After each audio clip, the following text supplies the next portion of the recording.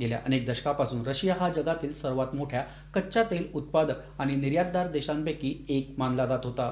भारतासह अनेक देशांनी वर्षानुवर्ष रशियाकडून कच्चे तेल खरेदी केले, पण आता इतिहासात पहिल्यांदाच अशी वेळ आली आहे.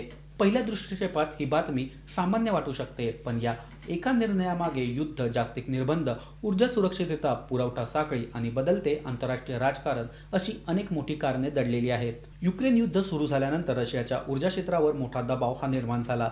पाश्चात्य देशांनी आर्थिक निर्बंध लादले, अनेक कंपन्यांनी रशियातून माघार घेतली आणि त्यातच युक्रेनकडून रशियातील तेल शुद्धीकरण प्रकल्पावर सातत्याने ड्रोन हल्ले करण्याचा निर्णय घेण्यात आला. यामुळे रिफायनरीचे उत्पादन तात्पुरते बंद पडले आणि मोठ्या प्रमाणात हानी झाली. रशिया हा कच्च्या तेलाचा उत्पादक देश असला तरी पेट्रोल तयार करण्यासाठी सक्षम रिफायनरी व्यवस्था अखंड सुरू ठेवणे हे त्यांच्यासाठी आवश्यक होते. जेव्हा उत्पादनात अडथळे निर्माण झाले तेव्हा देशांतर्गत मागणी पूर्ण करण्यासाठी पर्यायी स्रोत शोधण्यासाठी वेळ ही रशियावर आली.